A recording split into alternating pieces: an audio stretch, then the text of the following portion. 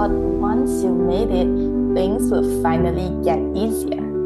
But success often brings more pressure, more noise, and more responsibility. This video breaks down the part that no one ever talks about, why winning can make you feel like you are losing. If you are new here, welcome to the Future Builders podcast by Empowered Liion. I'm Daniel. And I'm Ballerina. We quit a corporate job and build a lifestyle business that gives us control over our time, income, and freedom. Now we are sharing how you can do this as well. Yay! We have been breaking down this book, STEM as Owl by Morgan Housel, 23 timeless lessons that explain why we keep making the same mistake. Last episode, we shared 4 lessons and changed how the way that you see risk and momentum. So today, you will learn how to make better decisions under pressure, stop all patterns from holding you back, and also handle success without losing your balance. Let's move on to lesson number 5. Nothing is more persuasive than what you have experienced firsthand. No matter how many books you have ever read, how many trainings that you have done, or how well your simulation is, nothing prepares you 100% for the real situation. I was an investing coach before, so let's take this as an example. When it comes to investing, people love to say, be greedy when others are fearful, right? Throughout this mental exercise, you can see yourself confidently buying those undervalued great companies when the stock price dropped by 40%. But what happens in reality? When the stock price drops by 40%, it is not just the stock price itself. It is also coupled with other bad news, like maybe the CEO is leaving the company, there are some economic downturns, and so on. So all these factors combined, it will make you less likely want to buy the stock when it really happens. Because when all this happens, your mindset shifts. Instead of seeing an opportunity right in front of you, you start feeling fearful and protect everything that you have. You don't want to lose them all. Yeah, so when it comes to experiencing firsthand, I've got also this experience as well. So I was doing this freelance work, and there is actually an onboarding task and training that I needed to do. So what happened was that I just read through all the Google Docs, I went through the videos, the assessments, everything was great, and I thought I knew everything. But when the real work comes, what happens was that those problems, I have never encountered them in those trainings. So this is why it is very important that you don't just blindly go and learn for the training, the simulation, without thinking on your own. I remember when I back to the time when I was having internship in the hospital, we always have the code blue drill. That means something emergency happened to the patient, and most of the people must go to attend the patient to see what's happening. And then no matter how well we prepare, no matter how well the CPR we can do, how effective it is, when it really comes to a reality that's really a code blue, then everyone will start feeling very panicked. We don't know what to do until some people with the experience come to get us. Yeah, so this is very important that you must experience it yourself. So let's move on to lesson number 6. It is supposed to be hard. Now, there's a quote in the book. It says, everything worth pursuing comes with a little pain. The trick is not minding that hurts. Especially dealing with people, if you want to get a big accomplishment, you will have to work with different people. Just by your effort alone is never enough. So if you feel very uncomfortable by working with others, you must step out of your comfort zone if you want to achieve something big. If your tolerance is 0, then your odds of succeeding is 0 as well. On the other hand, if your tolerance level is like 100%, you just accept whatever people say to you, then you also cannot succeed because it is very bad. You just cannot live on your own needs. So the question is actually not about how to avoid everything that is difficult or how to move on with some steps, which is easier. However, the question should be what is the optimal amount to put up with so I can still function in a messy and imperfect world. I remember when I just going to launch my project, and I always want things to be perfect before I launch them out for people to see it. However, someone told me this. It is too late if you launch a perfect project. No one wants a perfect one, but they just want you to solve the problem no matter it's perfect or not. So we can always launch it if we think it will be so useful to people. And at the same time, we can always make some adjustment or improvement if we find there's any part that we need to improve.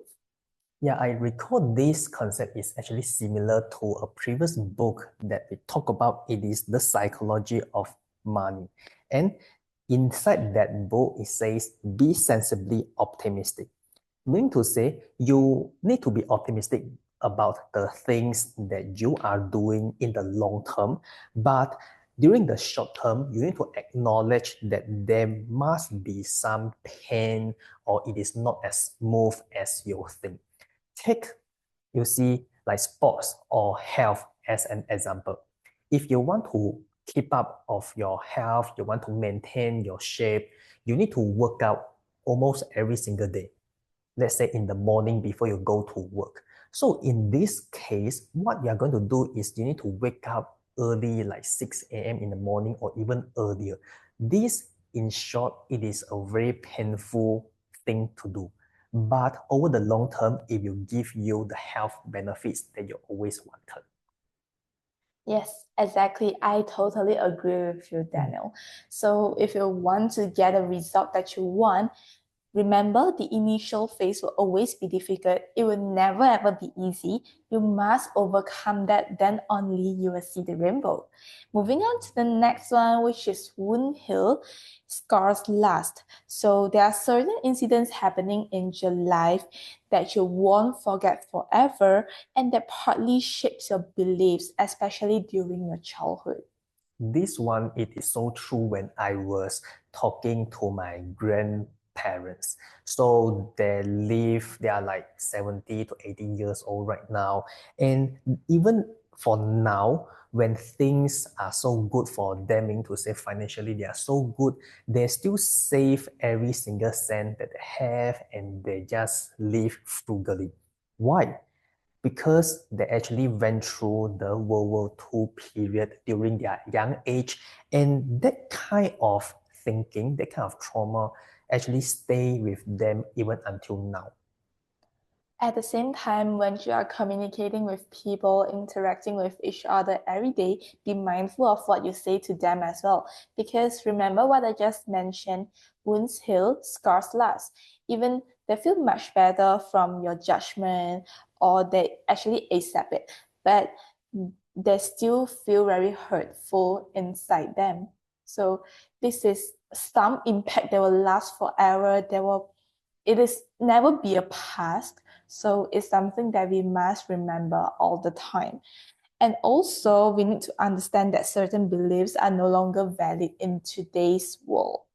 Yeah, so this is really true when you are aware that some of the scars that last, but you have the power to change it if you want to.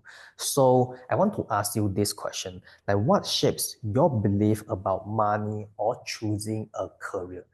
Do you choose career or some you have got some belief on money based on what your parents told you, what the society told you, or it is based on what you have discovered yourself throughout your entire life? 100%. So we have to learn and unlearn at all the time. There's a lot of things that we learn in the past, which is only useful in the past. However, things have changed, world is different right now. We must unlearn those what we have learned in the past and learn those what is totally useful right now. We cannot bring those mindset from the past which we thought it was useful to apply in your daily right now, because it is no longer useful at all. Of course, it is very hard to forget about them because scars last, but at least you must be aware what made you who you are today. Yes, and let's move on to lesson number 8. Keep running. This is very true when most people will just think that if I have like $1 million in my bank account, then I can retire comfortably, I can buy big houses, big cars, and travel the world. Now, I want to say that this is a very naive thought because those people haven't been in that situation before and they don't know what are the challenges are coming to them. Because when they're stuck in their imagination, they always think about good things that will happen in life. They didn't prepare for the worst situation at all. And when this worst situation comes, they feel shocked. I want to give you a quote from this book. What is easy to forget is that people in mansions can get the flu, become embroiled in lawsuits, bicker with their spouses, being annoyed with politicians, which in any given moment can supersede any joy that comes from material success. Rich and successful people rarely retire and do nothing when they achieve success. You see, there's a lot of money with them. They are very rich. They don't even need to think about what should eat on the next day and how much left to spend for the whole month. However, they rarely stop because the responsibilities on their shoulder is usually very heavy. So that's why you see rich people, they often work harder than typical employees because they are forced to do so.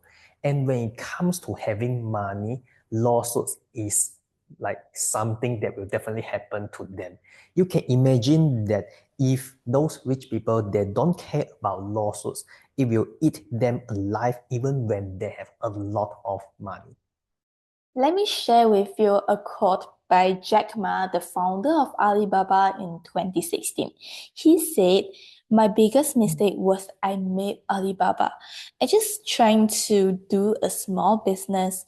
It grew that big, took that much responsibility, and got in so much trouble."